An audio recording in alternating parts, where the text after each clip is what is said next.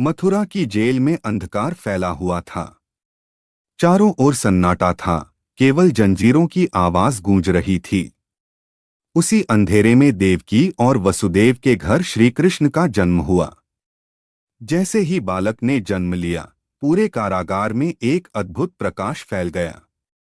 जंजीरें खुल गईं, पहरेदार सो गए, और वसुदेव को संकेत मिला कि इस बच्चे को यमुना पार गोकुल पहुंचा देना है। वसुदेव ने बच्चे को टोकरी में रखा और यमुना की ओर बढ़ चले। तेज वर्षा हो रही थी, लेकिन हर लहर श्री कृष्ण के लिए रास्ता बना रही थी। अंततः वह गोकुल पहुंचे और बालक को नंद बाबा के घर छोड़कर लौट आए। उस क्षण से अंधकार पर प्रकाश की जीत शुरू हो गई। गोकुल में नंद बाबा और यशोदा माँ के घर में खुशियां छा गईं। छोटा कन्हैया पूरे गांव की जान बन गया। उसकी हंसी से हर चेहरा खिल उठता था। वह मिट्टी खाता, माखन चुराता, गोपियों को सताता और फिर मासूम मुस्कान से सबका दिल जीत लेता। एक दिन जब यशोदा ने उसके मुंह में झांका तो उन्हें पूरा ब्रह्मांड दिखाई दिया। तभी उन्हें एहसास हुआ कि यह साधारण बालक नहीं, स्वयं परमात्मा है। फिर भी कृष्ण हमेशा अपनी लीला में बालपन का आनंद लेते रहे, क्योंकि वही उनका संदेश था, आनंद में जीना ही सच्चा जीवन है।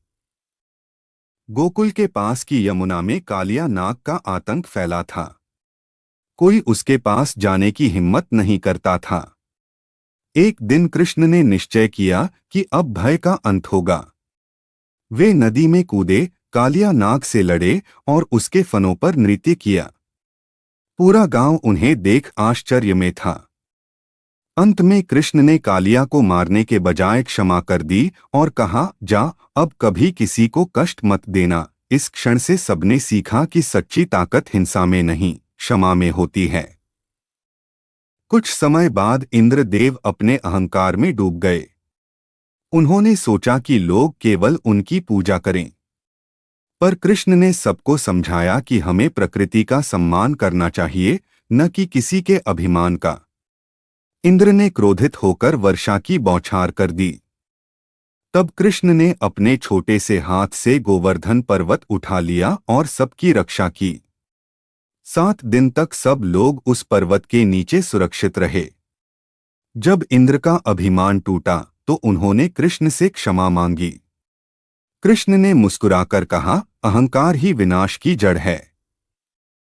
समय बीतता गया और कृष्ण युवावस्था में पहुंचे। अब उन्हें धर्म की रक्षा करनी थी।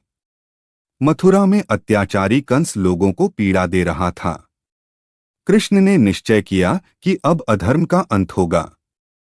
वे मथुरा पहुंचे, अखाड़े में कूदे और कंस से कहा, तेरी शक्ति भय पैदा करती है, मेरी शक्ति प्रेम जगाती है।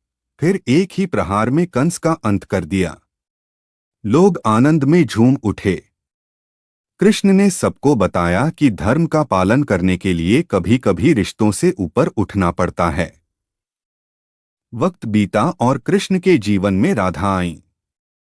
राधा और कृष्ण का प्रेम केवल मनुष्य का नहीं, आत्मा का प्रेम था। दोनों एक दूसरे में समर्पित थे। जब कृष्ण मथुरा जाने लगे तो राधा ने उन्हें रोका नहीं, बस मुस्कुराकर कहा, जा, तू अब सबका है। यह वियोग नहीं था, यह प्रेम की पराकाष्ठा थी। कृष्ण ने राधा से कहा, प्रेम वह नहीं जो बांध दे, प्रेम वह है जो मुक्त कर दे। इसीलिए राधा और कृष्ण का नाम आज भी साथ लिया जाता है, क्योंकि उनका प्रेम अनंत और निष्काम था। कृष्ण ने आगे चलकर द्वारका की स्थापना की। उन्होंने वहां न्याय, समानता और सेवा पर आधारित एक राज्य बसाया। उन्होंने कहा, राजा वही जो पहले स्वयं को सबसे छोटा समझे। उनके नेतृत्व में द्वारका एक आदर्श नगर बन गया। उन्होंने सबको सिखाया कि सच्चा नेतृत्व केवल शासन नहीं, सेवा है। द्वारका में हर व्यक्ति खुश था, क्योंकि वहां भय नहीं, प्रेम था। समय के साथ कुरुक्षेत्र का युद्ध सामने आया। अर्जुन के सामने अपने ही संबंधी खड़े थे। वह व्याकुल होकर बोला, माधव, मैं कैसे इन्हें मारूं? तब कृष्ण ने गीता का उपदेश दिया। उन्होंने कहा, हे अर्जुन, तू केवल कर्म कर, फल की चिंता मत कर। यह युद्ध केवल हथियारों का नहीं, मन का है। जब तू अपने कर्तव्य के प्रति निष्ठावान होगा, तब ही सच्चा योद्धा बनेगा। उसी क्षण गीता का जन्म हुआ, एक ऐसा ज्ञान जो आज भी हर जीवन को दिशा देता है। युद्ध समाप्त हुआ। पांडवों ने विजय पाई, लेकिन मन भारी था। कृष्ण ने कहा, विजय का अर्थ केवल जीत नहीं, आत्मज्ञान है। हर युद्ध तुम्हें खुद से मिलाता है। उन्होंने अर्जुन से कहा कि जीवन में सबसे बड़ी जीत तब होती है जब हम अपने भीतर के अहंकार को जीत लें। युद्ध के बाद भी कृष्ण सबके मार्गदर्शक बने रहे। समय ने करवट ली। श्री कृष्ण जानते थे कि अब उनका पृथ्वी पर समय पूरा हो रहा है। वे वन में चले गए, जहां एक शिकारी ने गलती से उन्हें बाण मार दिया। कृष्ण मुस्कुराए और बोले, मृत्यु केवल शरीर की होती है, आत्मा अमर है।